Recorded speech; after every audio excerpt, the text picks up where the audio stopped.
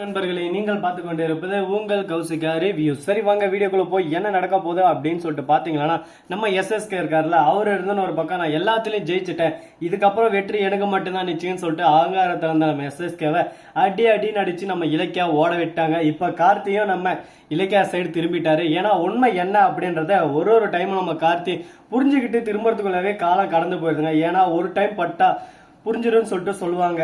ஆனா நம்ம கார்த்தி பல டைம் பட்டாலும் திரும்ப நம்ம இலக்கிய பக்கம் செய்வாரா, திரும்ப அப்படியே பல்ட்டி அடிச்சு அவங்க பக்கமே சாஞ்சிருவாரு. அந்த அளவுக்கு ஒரு பக்கம் ரொம்பவே மனது அளவுல குழந்தைன்னே சொல்லாங்க. சரி, இந்த மாதிரி இருக்கிற நம்ம கார்த்தியை எப்படியோ ஒரு வழியா அந்த பக்கம் வந்துட்டாரு.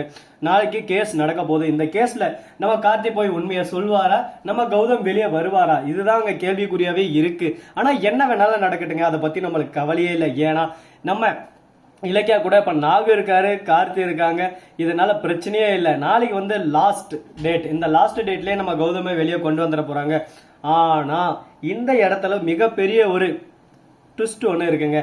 என்னடா அப்படின்னு சொல்லிட்டு பாத்தீங்கன்னா, நம்ம அஞ்சலி இருக்காங்கல்ல, அவங்க இருந்து கொஞ்ச நேரம் கோபப்படுறாங்க, ஆத்திரப்படுறாங்க, அப்படியே சும்மா ஆவேசப்படுறாங்க. ஆனா இந்த இடத்துல தான் மிகப்பெரிய ஒரு ட்விஸ்ட்.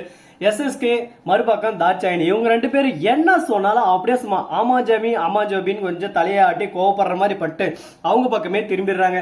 சரி ஓகேப்பா, உங்க வழிக்கே நான் வரேன், இப்ப எப்படி கார்த்தி நம்ம கிட்ட வரவேற்கிறது, அதை ஃபர்ஸ்ட் நம்ம செய்யணும்ல அப்படின்னு சொல்லிட்டு பேசிட்டு இருக்காங்க. அஞ்சலி வேற லெவல் மானி, உனக்கு காரியம் ஆகணும்னா நீ என்னதான் உனக்கு காரியவாதியா இருந்தாலும் பிரச்சனை இல்லை, அவங்க கூட நீ செட்டில் ஆயிருவ, இதுதான் உன்னோட கேரக்டர்.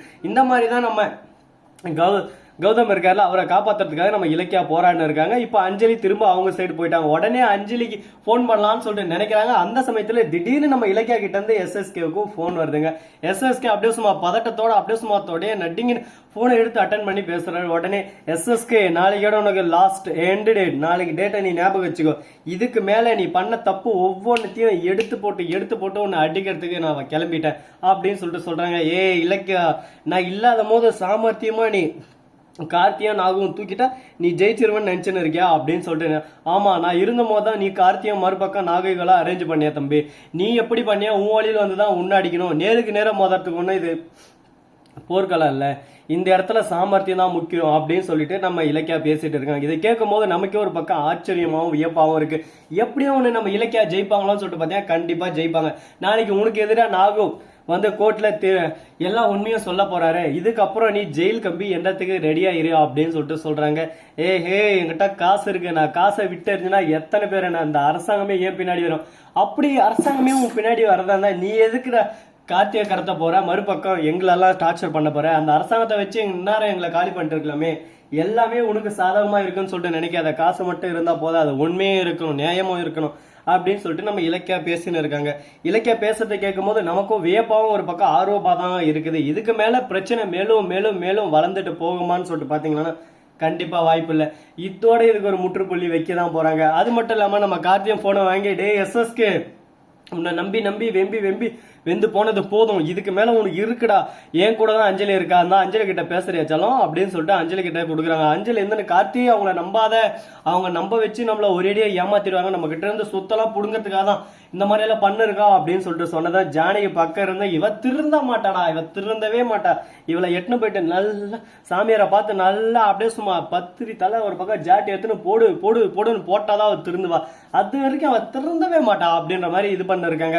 அதுவும் உண்மைதாங்க ஒரு பக்கம். ஏன்னா நம்ம அஞ்சலி எப்பவும் திருந்த மாட்டாங்க, அஞ்சலிக்கு அவளோட காரியம் ஆகணும், அதுக்காக திருந்தாத மாதிரியும் நடிப்பாங்க. சரி, இந்த மாதிரியெல்லாம் ஒரு பக்கம் பிரச்சனைகள் ஒன் பை ஒன்னா போயிட்டே இருக்கு. இதை எப்படி தடுத்து நிறுத்த போறாங்க, இதுக்கு மேல இந்த பிரச்சனை மேலும் மேலும் வளர்ந்துகிட்டே போகுமா இல்ல இதோட நிறுத்திடுமா அப்படின்னு சொல்லிட்டு பாத்தீங்கன்னா எல்லாத்துக்குமே ஒரு நேரம்னு ஒன்று இருக்குங்க. அந்த நேரம் வர்ற நேரத்துக்கு கரெக்டா எல்லாமே சுமூகமாயிரும். பார்ப்போம் அந்த நேரம் எப்ப எப்படி எந்த டைம்ல வருதுன்னு சொல்லிட்டு.